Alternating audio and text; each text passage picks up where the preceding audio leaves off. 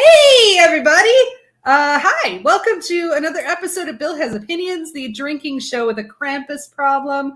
I am Laura Lavoie, and I'm here with Bill Perkins, who has opinions. Oh, my God. I had the Krampus real bad last night in my legs. I think sometimes when you drink too much before you go to bed, you don't hydrate. Right. You get the Charlie horse. Yeah. Exactly. For sure. Absolutely. Well, I used to have really bad Krampuses, but then I had surgery, and now I don't have any. I don't have any Krampuses anymore. No more Krampuses. Oh, wait. Speaking of, I totally forgot something. Oh, do you have your uterus in a bag? Because that'd be awesome. That would be fantastic. No, I do not. But hold on. I got you. I forgot I had accessories. Oh my gosh. Today. Look at that. Look at me. I got a Krampus scarf. Oh, yeah. That's actually the reason I wore the Bill Has Opinion shirt, because it was a because it matched. Yeah, it matched. And it was a non-Christmas red shirt. Okay, So I had to do that. Anyway. Okay, yeah, hey. So, boo. This is our spooky Christmas episode. Yeah. In case you're wondering why we're in the dark with one string of lights. That's why, yeah. We're actually waiting for somebody on the other side to contact us to get the lights. So. Yes, we are. Yes, we are. But before we get into that, so how are you? I'm great. I'm good. I'm great, but I guess I'm also just kind of good. Well, I thought I started to wait, am I great? I'm all right. I'm good. I was a little stressed out over the weekend because I had a lot going on, but that's all, That's just fair. I had a bunch of things going on, but I sorted some of them out. Oh, speaking, remind me after the show. We have a question for you about this coming weekend. So okay, all right, we have a question on the show or a question? No, personally? it's just a regular question. Okay. Just a regular question I forgot to ask you before the show. All right, fair. So just remind me that I forgot it. We won't remember. Hey, I want to congratulate you. I saw that your team won a game.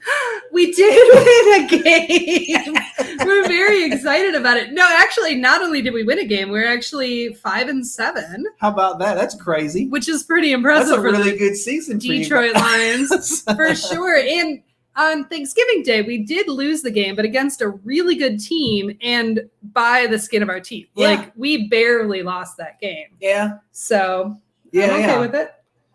Yeah, actually, I remember tuning in early, and you guys were winning at the time, and I was like, "Well, that's interesting." I thought we might. We almost pulled it off. Yeah, the people in my house were like, "Wait, what? How are they winning?" And I'm like, they'll work it out." Right. Well, they did. It's like, give them this is the first quarter. They'll work it out. Yeah. No, Jay, you're correct. This is the best. This is the Beast season. The Beast season. This is the Beast season, and that's a very apropos typo for this. It's a very Freudian slip. It is the for a Krampus show. The Beastest season in 5 years. The Beastest season, but it has been our Beastest season in 5 years at least. So yeah, I remember that I usually I don't always watch your game, but I always do at some point during the day look up what the score is. Sure. Out of curiosity, and I was like, well, I'll be damned. No, this last game was really exciting. We completely destroyed a team that. I mean, granted, the team we were evenly matched. Is what I'll say. We both came in with 4-7 records. So we were completely evenly matched.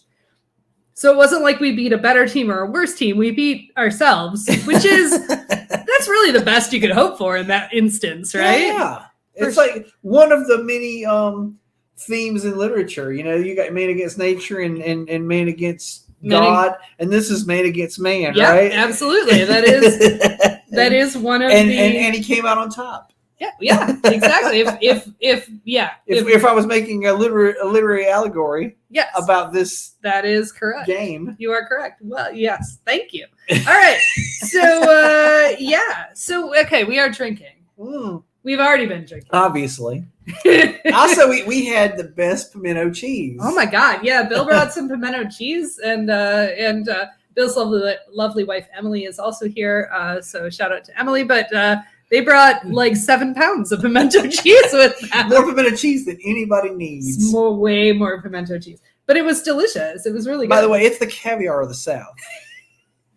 I mean, I said it to you guys earlier, but I didn't say it on the air yet. So it's one of these... you have said it on the air before. Well, you have to say it every time you mention cheese. I am aware. Because you do every time. It's my bit. Every single time. It's one of my many bits.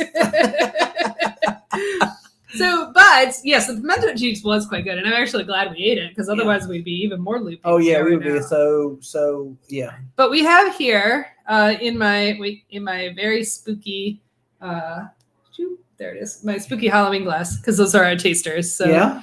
But you brought this here, the Southern Tier frosted sugar cookie. Right. So there it is. And you said to me as I opened this, it's not good enough for me to have a whole one. And so you'll see how we've poured the differential because you have this much in your glass. Yeah, right. But so what's weird about this is it's sugary and it's sweet, but it tastes nothing like a frosted sugar cookie. Yeah, it's just a very sweet. I don't even know what the fuck it says. It's like an imperial, I guess, and I get that. It tastes imperial to me. That's basically what it tastes like. A sweet, like almost like one of those barrel stouts or something, you know. Yeah, but it's a light beer. I know, but it has that kind of flavor, right? Like I guess it's just boozy. That's mostly. It's just it almost tastes like bourbon, kind of like, but not boozy. Bourbon barrel, but just like that kind of. You know what I'm saying? That sort of syrupy taste that bourbon sort of has. Yeah. But no, it's not particularly good. No, that's what I was really let down by. I'll drink it, but it's not particularly good. It is not. So don't waste your time going out and trying to find this one. I would say there are better things out this season for you to drink if you're looking for a good Christmassy beer. So. Yeah, for sure. Speaking of which, we have also in the hopper another Cold Mountain. Yeah. There. Have you noticed we've been finding more Cold Mountains around? I think maybe the romanticism has worn off. Maybe we can either that or the production has gone up. Right. Either way. Yeah. And then we have this has been cellared for a year, or in other words, in the back of our fridge for a year. It's a gingerbread 10W40, and the reason it's been cellared for a year is you can see it is this, it's a tall boy. It's a tall boy, but it is 10% alcohol. Yeah. And in no world can someone drink a tall boy of a 10.5% alcohol beer without dying. Yeah. Like you will literally die. So we're going to split that. Probably wouldn't choke it down even because it's probably like this one, kind of strong tasting. Yeah, it's good. It's good. It's thick. That should be our last one. At least it's got like, some spiciness to it, which kind of the gingerbread. Yeah, like I feel like that's what this one needs for. Is it needs some sort of some element, like if it had some cinnamon or something in it. Yeah, just anything to temper it, a little bit. Like, you know what I'm saying? Like, even if it just tasted like a fucking sugar cookie, but it doesn't. Like, no, I like a sugar cookie. This doesn't taste like anything, really. Just sugar. It's just a sugary fucking like strong beer. Yeah. I do normally like seasonal beers, but there have been some real stinkers. There have been. I will say I want to give shouts out. I can't bring you one because it's on tap at Purple Onion, but I had a Old Hickory's got a Christmas ale that's got a really good spice blend. Nice. Well, that's part of what we're going to talk to you about after the show. So, okay. So remind me. All right. Talk to you about that after the show. So what is the show? The show is it's Krampusnacht. Yeah. It's Krampusnacht. That's right. It's December 5th every year. A goat demon man comes and punishes little children for being bad. I mean, listen, and I don't know if you don't have children in your life, let me tell you, they're bad. They're awful. They don't understand right and wrong yet. And they're just they're tearing shit up and it's awful, Yeah, it is true. Yeah. So I wish a fucking goat demon would actually show up at my house and put the fear of God in these kids sometimes. They're like, hey everybody, I heard you were, doing, I don't know, whatever it is the fuck they're doing. Like, leaving all the dishes in the sink instead of putting them in the dishwasher. Right. Eat your soul for that. So, of course, I assume that our audience is knowledgeable enough to know who Krampus is. It's become, it's not, I don't think it's like a niche thing anymore, is it? Like it was at one point, but it's not really. 20 years ago, like some people knew what it was and some people didn't, but I think it's reached peak saturation in popular culture at this point. Yeah, I don't even have I have a ton. I will show you how many notes. Oh, she's got so many notes. I have so many notes. And I didn't discuss with you prior because I was busy today, and I meant to talk to you beforehand about what was in your notes. But I hope you have a brief history of how it it's spread in the U.S. in the last decade. So I don't specifically. However, I think we can talk. I will tell you this. This it got on my radar. I want to say about 10 or 15 years ago. I don't know when it really started getting on the radar around here, but it was a friend of mine who we've plugged on the show, who's a filmmaker in Columbia, South Carolina, Chris Bickle. He actually founded the Krampusnacht thing that they do in Columbia. Oh, like the pub craze. So it's like SantaCon, but it's but it's like a bunch of people dress up as Krampus, and they would parade around town, and they go to a couple bars, and then they'd run past the State House in South Carolina and dance around on the State House lawn for a minute as a photo op kind of thing, and it would wind up in the paper, and the cops would come and yell at them and tell them to disperse or something. Because apparently, there's a law, and this is a law in most places. I think aside from Halloween night, most adults are not allowed to be out in public in a mask. Oh, yeah. So he caught shit for that. I think actually the first time he actually caught a club to the face over it. Maybe. Oh, shit. Yeah, but that sounds terrible. Yeah, but anyway, that's how I became familiar about it. Was he was big into it, and he was always putting together this event. He did it for several years, and I think I think the event still goes on, but he's not the head of it anymore because he's got other shit going on now, But I think I saw that you sent me. There's a thing. There's something going on in Greenville. Yeah, there's a burlesque show or something around it. Yeah, I think it's like a Krampusnacht parade. Well, it's not because it's this weekend, right? Yeah. Or something. So it's not right now, but because it should be technically today. It's technically today. Yes. But yeah, I think they're doing it's a pub crawl or parade, and then I think it ends at a burlesque show or something like that. Yeah. But it's in Greenville, and it sounds intriguing, but I ain't got time for it. I looked at it and I was like, well, that's cool, but I probably won't make it. Right. Exactly. Exactly. But yeah, I know Krampusnacht. That's open that one, and I'm gonna swill this so I can switch. Yeah, get it out. Get the taste out of your mouth.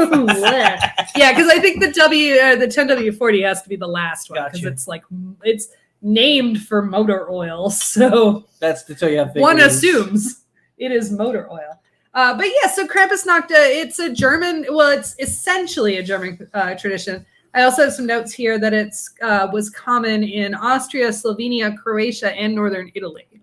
So pretty much all of the old, the pre-Christian German territories, right?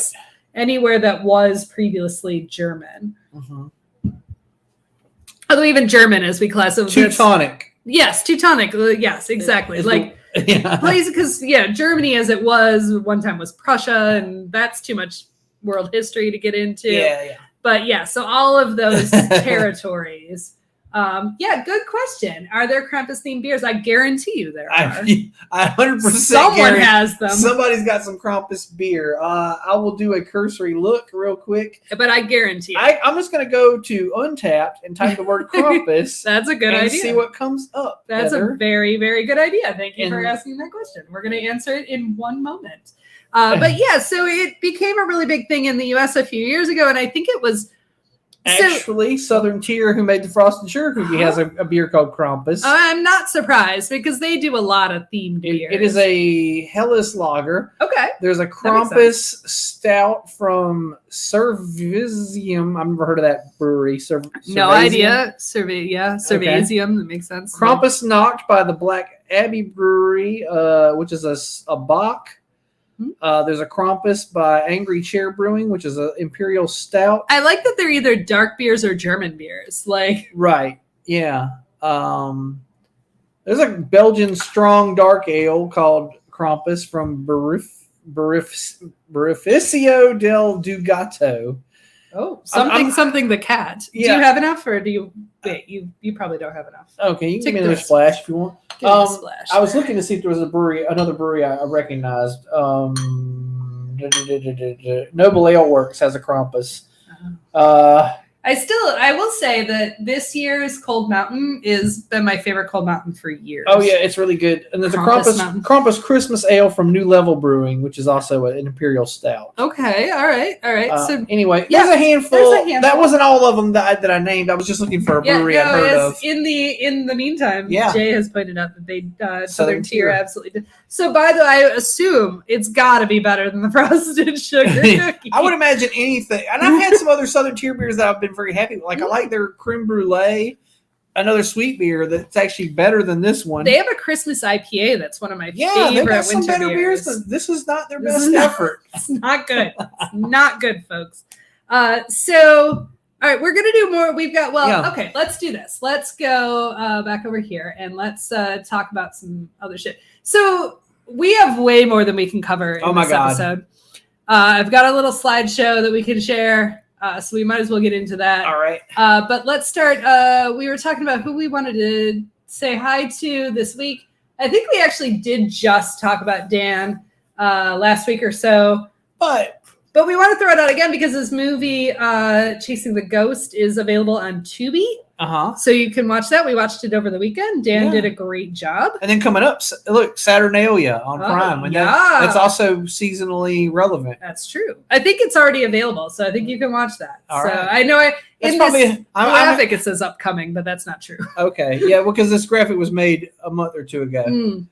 Right? Yes. So, yeah. Yes. So, anyway, Saturnalia is probably I'm guessing that's a charming movie about a lady from the big city who goes back to her small town for something, and then it's like the Wicker Man. At that point, it becomes like that. Actually, I don't know. We should write if that doesn't exist. We should write that movie. That's the movie, man. That's the movie. It's a Christmas movie that turns into a folk horror.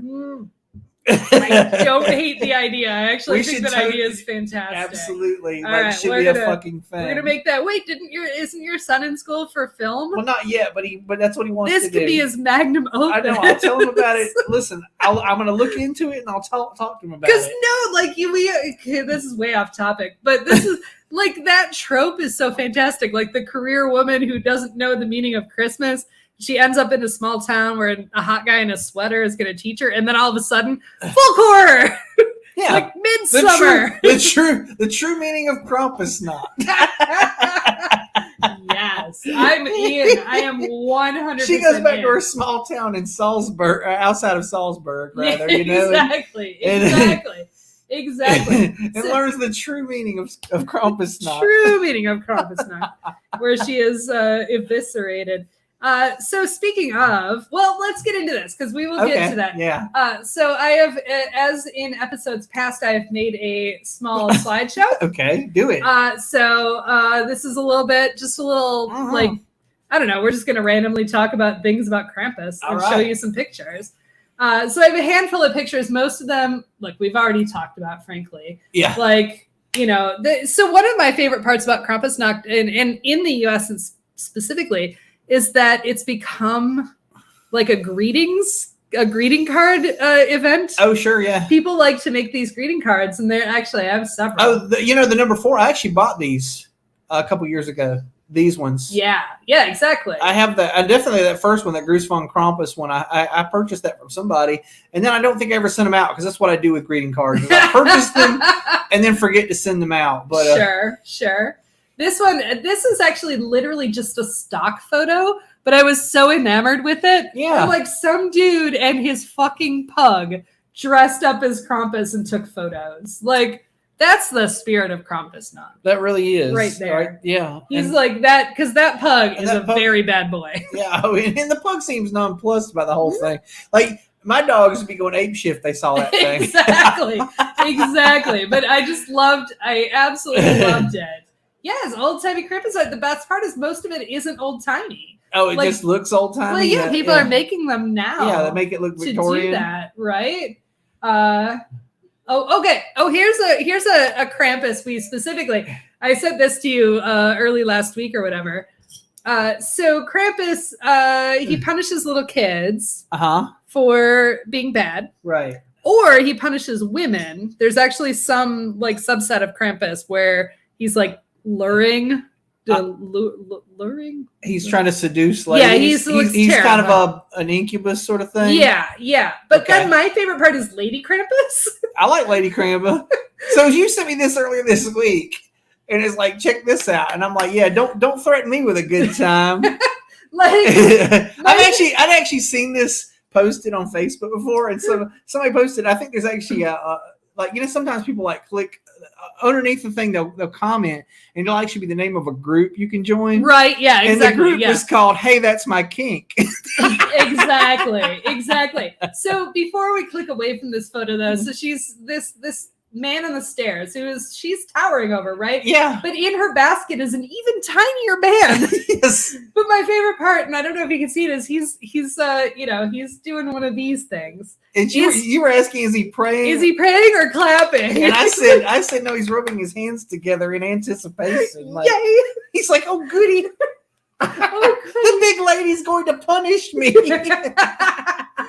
Please punish me, big lady. Yes, absolutely. Exactly. All right. So while we're still on Krampus, so I think we have to talk about, have you seen the movie Krampus? I haven't seen, no. And there's more than one. There was this one, and there's one called Krampusnacht. Yes. Which one of them was made by Kevin Smith. And Krampusnacht, I think, was made by, I don't remember. This one is the one with Adam Scott and Toni Collette. Okay. And I don't like horror movies. I love this movie. Okay. It is so campy. Yeah. And so ridiculous and so much fun. Well, I mean, and I like anything, like Toni Collette's one of those people who, like, if she's in a thing, it's usually good. Yes. You know? I mean, it's not, that end. It's not good. But good in its way. Right. It's good. Good for what it is. And it is what it is on purpose. Right. But we went to see it that's actually, I got this scarf to wear to the premiere. The premiere. Not that I went to the red carpet. Oh yeah? I went to all the stars. The Carolina to watch it on opening night. Opening night, yeah. Yes. When it opened on Wednesday at midnight. Wednesday at midnight in Asheville at the Carolina Cinema. Yes. And I don't, but it's not really a horror movie. It's a comedy horror movie. But it is so good and is so well done. And we have watched it repeatedly, not this year, obviously, because we're not watching it right now, but we watched it on Krampusnacht a few years. Okay. It's a good fun. I've been meaning to see that and the other one. And I think there's now probably 7 or 8. That's what I'm saying. It went from being a very niche thing to being a very ubiquitous thing very quickly. As a phenomenon. Right. It was a German tradition and now it's fully American. You can get a fucking ugly Christmas sweater with Krampus on. Oh, for sure. Absolutely. To wear to your fucking crawl. Yes. Yes, you can. Yes, you can. That's how big a fucking thing this is now. I mean, ornaments, blown glass ornaments. We have an ornament on it. We have it's a handmade ornament. It's a little ornament, but it's Krampus leering at a woman. Which is why I brought that up, because I love that ornament. Yeah. We have it at the top of our tree. That he's leering. Yeah, well, he is. I mean, I'll show it to you when we go back out there. I'll check him out. He is definitely leering. Is he kind of sexy? I mean, it's not. It's not. I mean, because there's not a big difference between Krampus and a faun from Greek mythology, right? Absolutely, Pan and and that's their whole deal, right? It's like, hey, ladies, how you doing? Do my goat-like features impress you? Something like that. But so okay, the inspiration to this episode was actually what the actual inspiration was, and we're never going to get to all of it. Oh gosh. Was from the Christmas song that's Scary Ghost Stories and Tales of the Glories. It's the most wonderful time of the year. Yes, most wonderful time of the year. So everybody is like, why the fuck is it Scary Ghost Stories? I did always think that was a weird line. I was like, the fuck is this guy talking about? Well, apparently it's a thing, and we're going to get into it a little bit more. That's the idea. And it was a really big Victorian tradition. But as we were researching this, Krampus, whatever you want to call him, is not the only terrifying Christmas entity. And matter of fact, one of the least terrifying as you go on is this one. This is my favorite one. Oh my god! It's not terrifying. So this is Welsh is not my preferred language, but the pronunciation is the hard part. Mary Lude, or something like that. Yeah. Luch. I don't know. Often it's Luch. I don't know. Anyway. But anyway, so literally it's just a fucking horse head. It's a horse head and so this ghost horse shows up at your house and it has a rap battle with you. Yes. And if you don't win the rap battle, you got to give it all the booze in your house. That's the deal. Yeah. And then it goes then they go to the next house and they do this all over again. So I guess at the end of the night, this fucking ghost horse is loaded. Loaded. So the best part about Mari Lod or whatever. Oh, I got you, Jay. We're gonna get in Iceland shortly. Oh God! Iceland loves itself. There's a fermented shark that shows up in your house. It loves itself. Actually, it's next on the list. It loves itself some scary Christmas. So. Yeah, so as you described it quite nicely, because the language or the story I have is when the groups get to a house, they sing a Welsh language songs or wassels and indulge in a ritual called Pwino, an exchange of rude rhymes with the person who lives there. And if Mari and her gang get entry, the household is said to have good luck for the year. So it is, while this is fucking terrifying, it is the least terrifying of most of them. It's also a good time. Yeah, it's a good time. It is a good time. They got some other. I'll say they have an equally kind of weird fucking thing for Easter. Oh yeah. Where they also do. They have these people called the Eggers, and they come to your house and they also do the same thing. They sort of sing, and then you have to give them some booze or something. And yeah, well, basically the Welsh want to go door to door to get booze every possible day of the year that they can. Yeah, like that's how that has to work. Is it Groundhog Day? Is it a day? Like let's go do that. Let's go sing at so-and-so's house and see if we can get drunk. All right. So to Jay's question here, the Iceland. Oh, yeah. Iceland has two specific, somewhat scary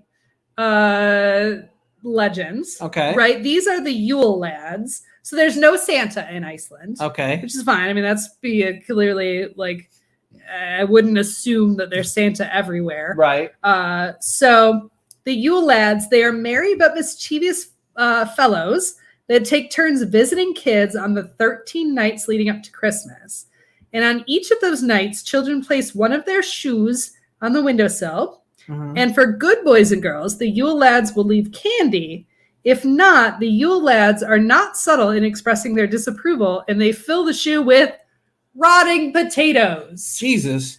Man, and there's not a worse damn smell than a rotting potato. If anyone has ever left one in the pantry for too long knows. Oh, like you'll be running around the kitchen going, what the fuck is that smell? Oh my God. And then finally you find the fucking rotten potato. Like, God damn it. Rotten potato. And it just starts out rotten. It's not like they put a regular potato and you leave it there for 3 weeks. Right. You don't even get the benefit of maybe eating that potato before it has a chance to rot. Oh no, you are bad. So, but Iceland does not stop there. Okay. Here's my favorite, the Yule cat. So the Yule cat. Yeah, I've heard of the Yule cat. A giant fucking cat. Like it's not like a regular house cat. Is he the size of the cat bus from Japan? At least. He's like the size of Godzilla. Okay. He's right? a cat kaiju. Yes. Like the one that Jay posted earlier today. Exactly. Precisely that. Uh-huh. And yes, so there's a lot to unpack with the Yule cat, really. Gosh. I don't even know where to start. But so the idea is, according to Icelandic tradition, anyone who has finished their chores before Christmas would get new clothes as a reward. But lazy children who didn't get their work done would have to face the Yule cat, or Julakurturnin. Mm-hmm. I cannot speak I can't speak Icelandic or Welsh. I just want to point that out. Okay. But anyway, so basically he polices to see if you've gotten, he or she, they police if you've gotten new clothes. And if you haven't gotten new clothes. If you didn't get the new clothes, then obviously fuck you. You're cat food. You're bad. You're kibble. You just nope. Then what does it do to you? Does it eat you? No, he'll eat their dinner. Oh, eats your dinner. Before moving on to the main course, the child itself. Oh, okay.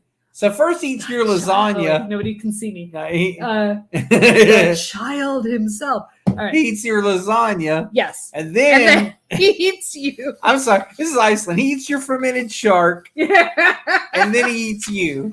Then he eats you. All right. So before we go into some of these other things, though, because after I made this slideshow, I found a shit ton of other stuff that made me even more terrified than those things. All right. We've covered Krampus. Here's one. Austria and Bavaria, Frau Perchta. Percht. And what does she do? This I read this and I'm like, holy fuck. Frau Perchta is a witch who comes to see who has been naughty or nice. She slits the belly of bad children and stuffs their corpses with straw. Well, that's how you die, folks. Yeah, that'd be a good horror movie. That's terrible. It is like it's part of the plot of Midsummer. I guess it kind of is. But yeah.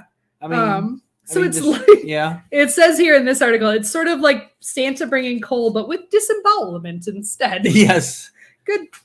Good luck with that. Yeah. And then we had Mary Lode and the Yule Cat. Here's one. Alsace-Lorraine, blah, blah, blah, blah, blah. I've been drinking. Alsace-Lorraine, France. They have their own version. Hans Trapp. It's a local man renowned for his greed and unscrupulousness. He used witchcraft and deals with the devil to become rich. And after being excommunicated from the Catholic Church, he lost his wealth and social standing and took to roaming the countryside, countryside disguised as a scarecrow. At some point, Hans Trapp became consumed with the idea of tasting human flesh. As you do. He lured a shepherd boy to his death, then cooked him over a fire.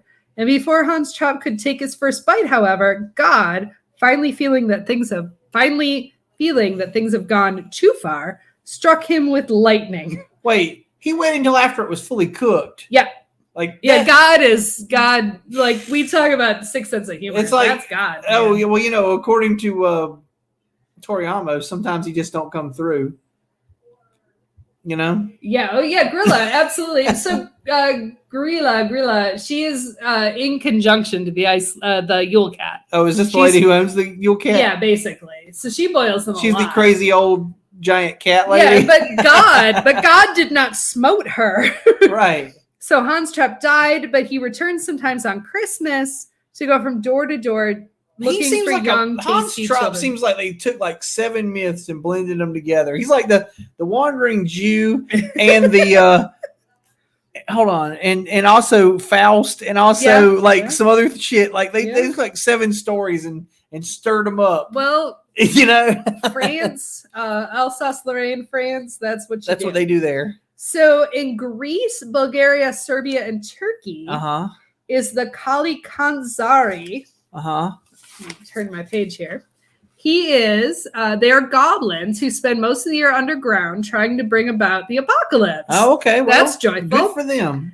During Advent, they come out onto human territory to cause mischief and evil. I like that they're like apocalypse, but during Advent, we're just going to be mischievous. We're just going to be, so just general, like tomfoolery. Yeah, just general. We really like the world to end, but tomfoolery will do. That'll do. They're described as black furry creatures with tusks and horns, and they're usually male and grotesquely well endowed. That's Greece for you. Yeah. Greece is like... Check out my giant phallus while I do some mischief. Yeah, Greece is hypersexual. Oh, yeah. And then Père Foutard from France, Belgium, and Switzerland. He is a butcher, and he and his wife kidnapped, robbed, and killed wealthy children, and then carved up their bodies and hid them in salting barrels. And St. Nicholas discovered the crime and brought the children back to life. As punishment, he forced Père Foutard, not Pierre. Père means father. Yeah. Father Foutard into bondage as his like internal cannibal manservant. He's the gimp. Yeah, he follows St. Nicholas around dealing with problem children. So he's just another companion of St. Nicholas, as we discussed in a previous episode. Yes. Also like Krampus and Zwart Piet. I was going to bring that up. So because he's actually the worst of all of them because he's also racist. Yeah. So on top of it all. So Black Pete or Short Pete, but Black Pete, yeah, that's the worst part about Black Pete is that like the legend says he's covered in soot. Covered in soot. But then he's obviously a fucking minstrel show. He's a goddamn blackface. Like he's in well, he's got like the thing about it is the giant red lips thing. That's not like I'm like, well, that doesn't work because that's not what fucking chimney sweeps look like. Right, exactly. Like that's a fucking minstrel show caricature. So here's the crazy part about that, right? Let's look at the history of this. So we're learning now. This is a fun like anthropology major excitement moment. Yeah. We're learning now because of DNA testing, which we didn't have, 20, 30, 40 years ago. Right. Medieval Europe was a lot more diverse than we thought it was. Yeah. Because we used to just find skeletons and be like, well, that's clearly a white person. Yeah, it's in Europe. Because right? it's in Europe. It's gotta be, right? But we've since discovered with the advent of DNA testing and things like that, obviously a lot more accurate testing. And we're discovering that medieval Europe was less white than we thought it was. Yeah, yeah. So if you're creating a terrifying blackface caricature to follow your Krampus or your St. Nicholas, yeah, that's probably still racism, even if it was medieval, right? Or pre-medieval, right? Because I guess that's the argument they try to make. Well, yeah, we came up with this before there were black people. Yeah, exactly. As it turns out, there wasn't. I'd like to point out there wasn't a before black people. Yeah, if we're wondering, there just wasn't. That didn't exist. Yeah, that's not a thing. All right. So yeah. So those are some. I wanted to. So we forgot to touch on the reason for all this shit. Kind of. Sorry, I'm gonna go. Oh no, do. Back to the. So the whole reason why there are spooky ghost stories at Christmas is because, like Samhain, Yule is also a time when the veil between the living and the dead is thin, right? Yes. So at the equinoxes and solstices. Yes. Actually, that is not true because Samhain isn't at it. Isn't one of those either? It's in the middle. It's in the middle. But technically, so all right, if you're a pagany person, actually any of the wheel of the year. Anytime it hits one of those things. Hey, Ellie and Xavier. Thank you for watching. We're saying bad words. Yes, any of the 8 spokes of the wheel of the year are times when the veil is thin. Right. Including the solstice. Yes. The winter solstice. Or the December solstice. Okay. Because it's not winter if you're in the southern hemisphere. Right. Yeah. I can only imagine how weird. So wait, where were you going with that? I just wanted to mention it. That was the reason why ghost stories are a thing at Christmas. Yes. Or why there's this creepy shit around the solstice is because of it's another one of those times when the creepy shit's allowed, kind of. There you go. Yeah. Have some motor oil. I will have some. No, that's true. And which brings us to the next. Well, actually, that brings us. No, let's do a little palate cleanser, shall we? Okay, yeah, let's do. How much is left of that? Enough for us to each have another swig. Okay. Well, because I didn't fill. No, yeah, and I was actually going to offer Matt part of it. Oh but, shit! Well, he'll have to open his own. He'll have to open. We have more. I saw that you had another one in the back. So well, because we bought them last year, and like they're too much to even split, really. Oh man, that is tasty. It's really good. So it's high octane. It's like Ninja Bread Man on crack. A little bit, yeah, but it's very similar taste wise. Yes, it's like a stronger Ninja Bread Man. Because it's got all the gingerbread flavors. Yeah, it's good. It's really good. And the same sort of weightiness also, but a little bit more kind of. Well, yeah, but Ninja Bread Man is not 10.5% alcohol. Yeah. Whereas this is, so your wife is going to have to drive you home. She's going to do that anyway. All right. Actually, no, yeah. Well, anyway, that's another conversation. But, okay, a palate cleanser real quick, because you sent this to me earlier today. I did. And I think it's important. My God, because it was a dark and stormy night, just like tonight. Yes, it was. Yes, it was. I will tell you, the scene from, because I don't know how old I was when he was playing. Yeah. You were about 12. It scared the shit out of me. 12 or 13, somewhere around there. Just the scene that we're not showing you here. Yeah. Just the actual Large Marge scene. Yeah. In Pee-wee's Playhouse. Oh my God. Pee-wee's Big No, Adventure. I remember screaming out loud in the theater when that happened. No, it's funny because today, because and then I immediately afterwards laughed my ass off because I realized, oh, it got me. Oh God. Oh my God. It was, but so this has been going around today. My favorite part has been going around today. I literally never knew this. I never knew. Oops. Large Marge did send you.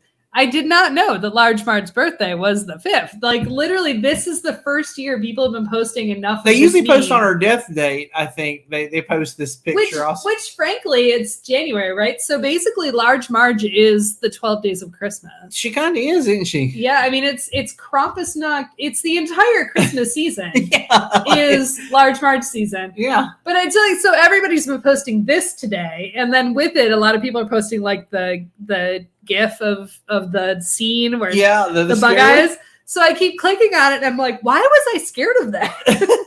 You know what's really funny? I mean, because you haven't watched because you have on Netflix, but there's a sort of a homage to that in the Wednesday Addams show. Oh, that makes sense. We'll watch it a bit. We'll watch it when we get Netflix again. But yeah.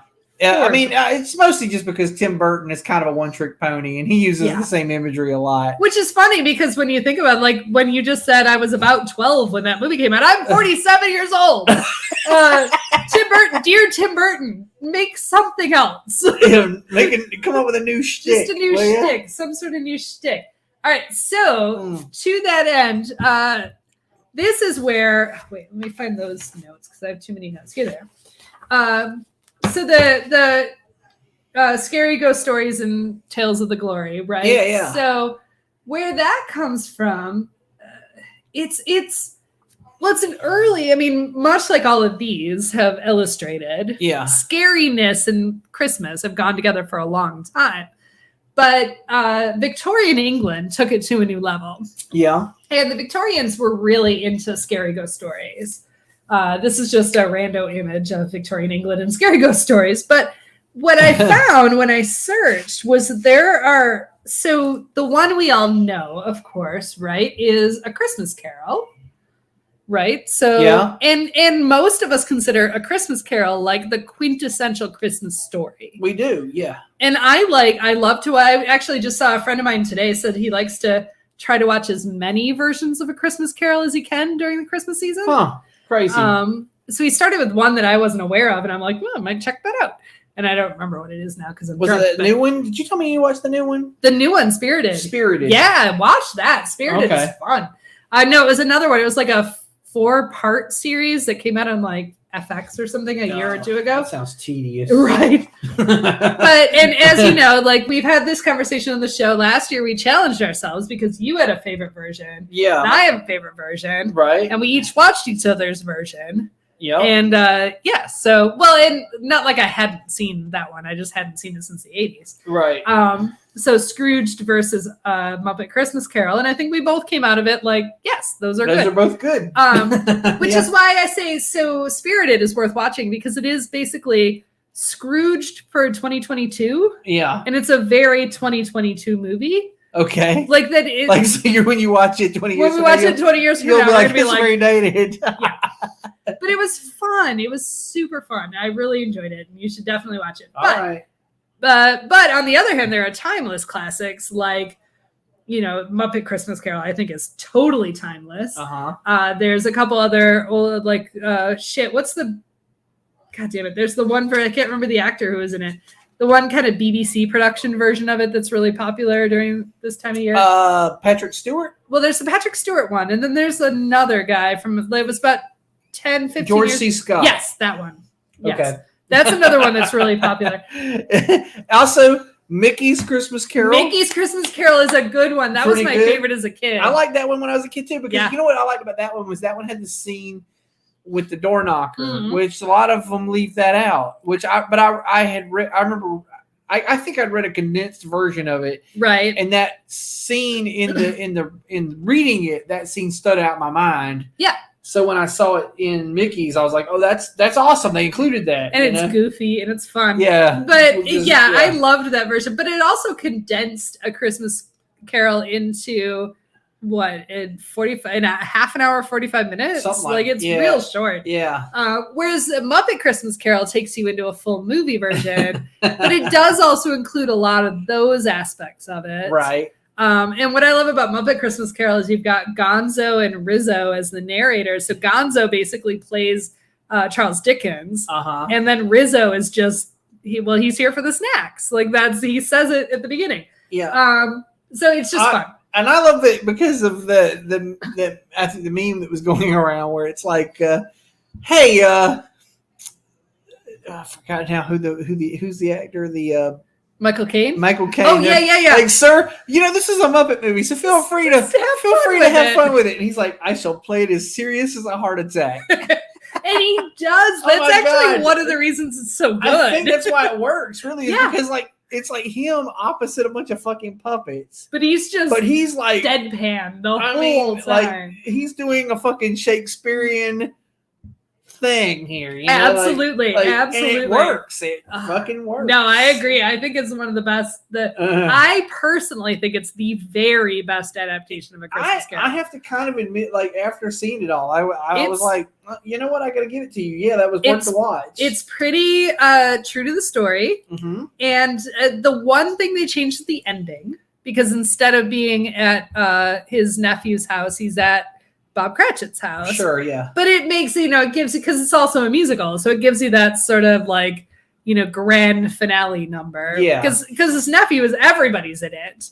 Every character in the entire thing is in it. Right. But anyway, so I found a whole bunch. We can't go through all of these. Oh my God. But I found a whole ton. So Christmas carols are not, like, A Christmas Carol is not the only story. Yeah. You sent me a list of some of these things, and it tried to, I guess it sort of tried to give a brief synopsis of some of the stories. It did, yeah, that's what I had. And I started to read them, and then I was like, you know what? I'd rather just read the actual stories, like if I could find them, because I don't really like having things like summarized for me. I don't know, like the Alastair Sims ones is good. Yeah, see, but the Muppets. That's all I have to say about that. But yes, no, you're absolutely right. And so I have this entire thing, and maybe we challenge ourselves for next year to buy one of the books or something. Yeah, because there's a whole bunch of books. But first of all, Charles Dickens himself, as this slide shares, wrote an entire series of the series. He wrote a bunch. He wrote a bunch of scary ghost stories. Absolutely. Okay. And also, I want to point out, I picked this slide specifically. This is from the original illustrations, but in Charles Dickens' stories, what I love about it is it's a ghost story, but it's not entirely scary. Like, the ghosts aren't all super scary. No, only the Ghost of the Future is really scary. Really, which also I would like to point out, if you watch Spirited on Apple TV Plus or whatever, the Ghost of Christmas Future, fucking hilarious. Oh, really? That's all I'm going to say about that. But the Ghost of Christmas Present is one of my favorite. The Come In and Know Me Better man. I love him because he's jolly and happy. He's like the Santa Claus of that story. He's kind of a mix between Santa Claus and Bacchus, right? Yeah, basically. That's exactly what he is. And I love him. I love him in the Muppet version. Yeah. I think he's particularly fantastic in the Muppet version. So, but there are a whole bunch, and like I can't even go through them all. But just to go tell you what they are. There's a story called Between the Lights by E.F. Benson, set on Christmas Eve and looks back on the 1 year before. So, it's got the same sort of theories. Like, that's the thing about Charles Dickens. I don't think he reinvented the wheel here. Like, he took things. The Kit Bag by Algernon Blackwood, which was that story, by the way, was 1912. Actually, that might have taken from Dickens. But Algernon Blackwood, The Kit Bag from 1908. And I actually read a review of it that was like, someone read it to their wife and they were like, but the Kit Bag though. So now I need to read it. It totally fucked them up. They're like, what? What? The Christmas Reunion by Sir Andrew Caldecott in 1912. So that comes from a volume called Not Exactly Ghosts, which is great. Like that's such a great. Not exactly ghosts. Not exactly ghosts, but they are ghosts. Anne Burrage in 1931 wrote Smee. And this is about Captain Hook's yes. cabin boy. But it says, at this party, we're playing a form of hide and seek in which the seeker advances upon the hider and says, "It's me." Oh, okay. Which I love. So Smee, it's me. Which uttered quickly and breathlessly enough becomes Smee, which I think is actually, that's why he's called Smee. Oh, okay. And Christmas Eve, big old rambling house. There's one tiny problem. There's an extra player who does not number amongst the guests. A sort of moral, downing the nog and playing hide and seek can make you want to pull a Scrooge. So it sounds actually really fun. Yeah. So there's a shit ton of them. That's why I'm like, I feel like I started to read the synopsis of the first one you sent me, and I was like, man, this sounds like something I'd rather just read the fucking story. Well, there's a whole bunch of volumes. Like I think we should redo this one next year because maybe so. This should be like maybe it should become a tradition. You know? Like we should just tell the scary ghost stories. Yeah, because Tales of the Glories. Clearly we're gonna run out of time, and all that. So we'll have spooky things to talk about. Right. But we haven't gotten to Silent Night, Deadly Night. Oh my God! You know? All right, get to that. What is that? It's a horror movie. I know from the '80s. I don't know. I actually haven't seen it, but so speaking of, I have not seen that either. But I did. For the love of God, I watched Ginger Dead Man. Oh, it's Gary Busey. Okay. And we actually watched. We watched it a couple of years ago. I'm going to go with this as a reference I should know, and I don't, so let's go with that. Okay. But we watched it a few years ago because our friend Michelle is really into horror movies, and she told us to watch it. And so we put it on, I think it was pandemic Christmas. Okay. Like it was around that time, so we were like, we need to watch something. Yeah. We're going crazy. We can't talk to anybody. Like we can't leave our apartment. And Ginger Dead Man, Gary Busey, and some other people. It's literally terrible. It's worse movie. But the version we watched was the Elvira version.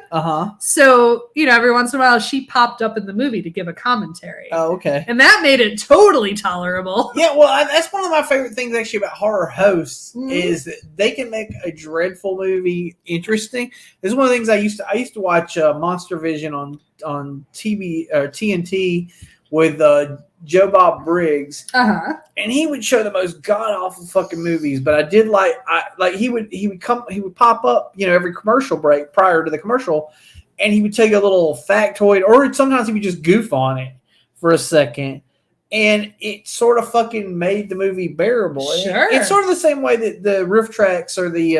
I was going to say, isn't that why we love Mystery Science Theater 3000? Yeah, because they take these god, and it's actually a thing me and my son will do too. We'll watch. So we always set out to watch a movie. We're just going to watch a movie, but we pick movies at random sometimes, and we'll pick these movies. And when at the point we realize this movie's a stinker, right? We basically just decide to fucking talk over it. No, I got a movie for you. I'll tell you after the show. Okay. I got a movie. So then we just goof on it and talk over it the entire time, and that makes it bearable. Like if I'm going to waste 2 hours on this piece of shit, like we're gonna have fun, right? Right. Like if I sit here in silence and watch this stinker, then I've just wasted 2 hours. But if I sit here and goof on it, then it's kind of almost like, it was worth it. And apparently Ginger Dead Man was so bad it was good that they made multiple sequels. Is this I'm sorry, is this the one where it also had a crossover eventually with some marijuana themed thing? Yes. I want to say I'm not going to say no because it sounds about right. I feel like I've been scrolling through Netflix or something like or Hulu and saw these movies. No, the literal plot. Are they heavy on CGI and really bad CGI? Yeah, well, yeah, but so yes. And so I'm going to explain the plot of this movie the best I can from half-ass watching it. Okay. From several years ago, and also seeing the commentary from Elvira as I was doing it. As far as I recall, it was some people owned a bakery, and something went terribly wrong, and a cookie got haunted. And then comes to kill everybody. Oh, a lot. Yeah, it's kind of like that.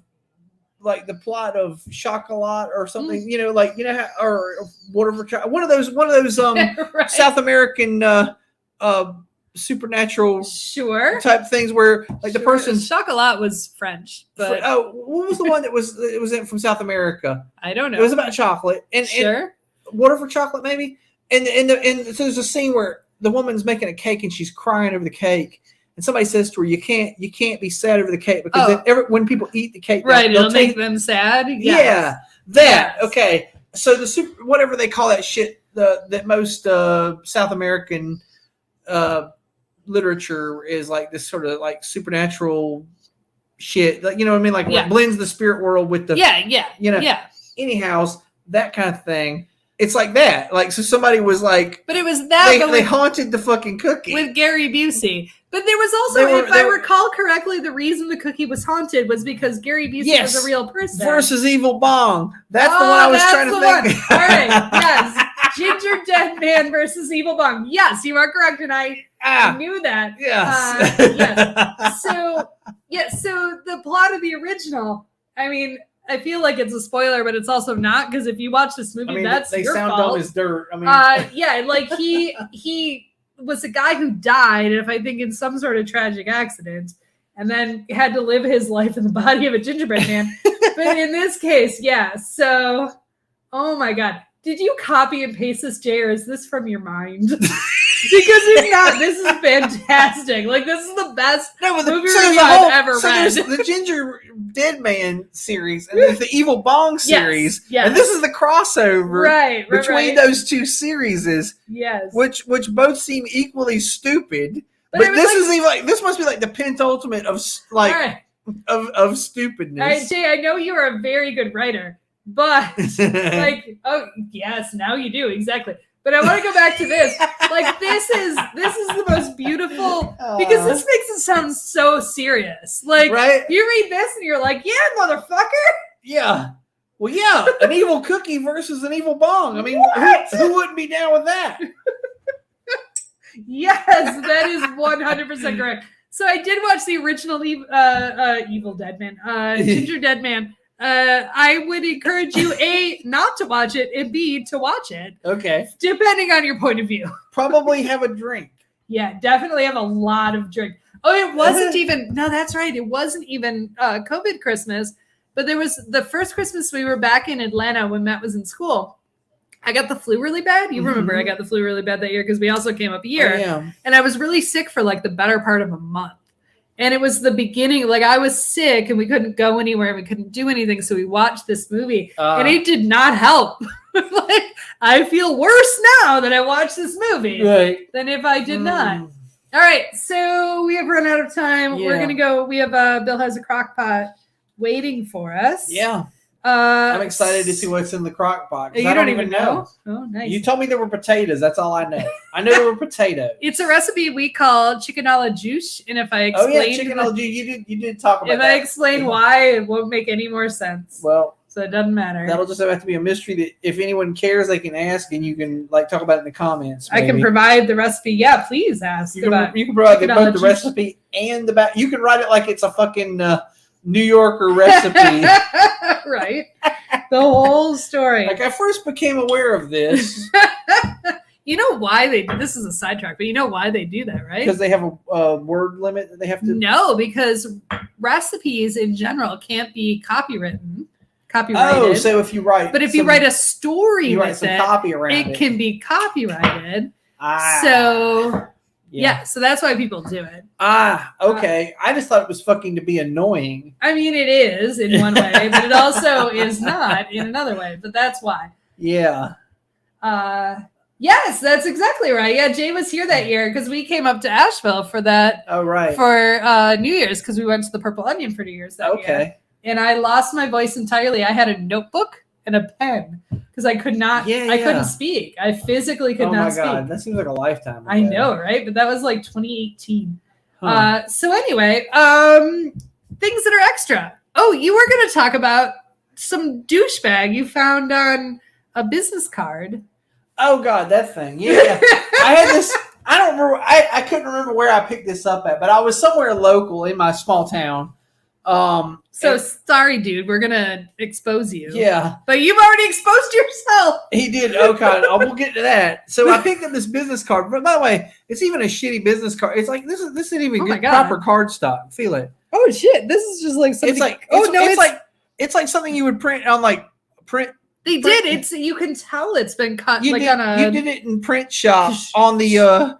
Yeah. You know, like back in the day, like when you first got a Macintosh. Yeah. In 1995, and you made your business cards on basically a 50-pound paper or whatever. But it's not because he has an Instagram, so he didn't make this in 1995. But so I picked it up because it said Art the Ghost, and I was like, well, Art the Ghost, and that's why we're doing this today, because it sort of ties in. Sure. I was like, Art the Ghost, I wonder what the fuck that is. So I just picked it up to research later.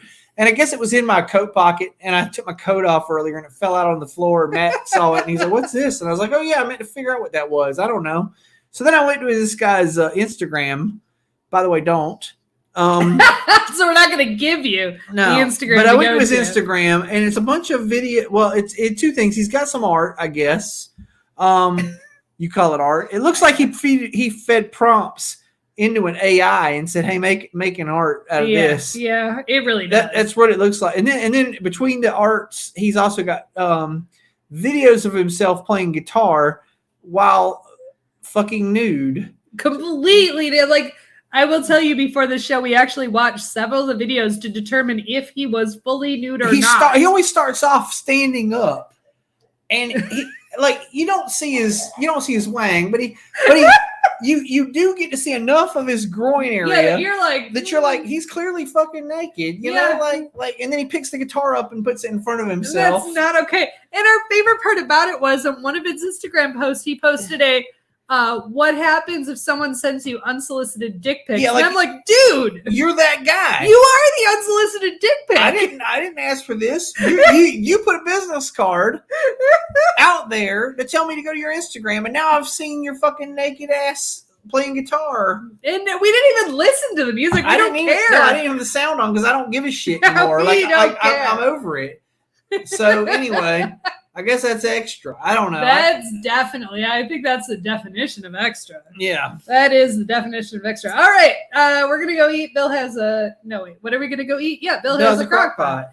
And so why don't you take us away? Yeah. Bill Has Opinions is engineered, produced by Laura Lavoie. The opinions are those of Bill and him alone, unless she agreed with them, in which case they both agreed, and those are shared opinions. And they're definitely not the opinions of Dan Pesta, who only made some movies on different streaming services, which you can watch. And he doesn't he didn't pay us anything to be on here, so but he could if he wanted to. Anyways, be sure to like and subscribe if you're on YouTube. Be sure to follow us on Facebook. Be sure to hashtag Opinion Gang if you say something about us. Be sure to leave a comment, ask a question, whatever the hell, we'll get back to you. We try to. I don't think we've ever not gotten back to something. I don't really feel like that either, except for the people who send us DMs and ask us crazy shit like to help them find. To be fair, you got back to him. I did get back to him, and I went back and forth for quite a while before I sussed out that this was dumb and I didn't feel like having the conversation anymore. So I did humor it to a fair amount. You did. Okay. More than most. So feel free to DM us and ask us to help you locate someone that you can't find. Or that Western Union use some money. Whatever the fuck crazy. We won't do it. Whatever scam you're trying to pull, you feel free to reach out and we'll ignore it. Anyhow. Exactly. Tune in next week for another exciting episode of Bill Has Opinions, where we'll be talking about Christmas cookies, which don't taste anything like this motherfucking beer. No, they will taste like actual cookies. I know, because I'm going to make them. I'm going to make a bunch. She's going to make the cookies, and we're going to eat the cookies. Yeah, we are. We're going to talk about cookies. You're also welcome to bring some cookies if you like. Yeah, I'll ask around and see if somebody wants to make some fucking Christmas cookies. You can also just buy some at the store. I can. Those are options. Yeah, okay. I'm not saying I'm going to make some, so even if you don't bring any in, I'm going to make them anyway. Hey, I'll see what I can do. All right. We'll have cookies to eat. There you go. And we'll talk about different kinds because We'll there's a lot of categories of Christmas cookies, which is next week's episode. All right. So we don't need we'll to talk get about into it then. Oh my God. Yeah. Oh my God. All right. Bye, everybody. Yeah. We'll see you.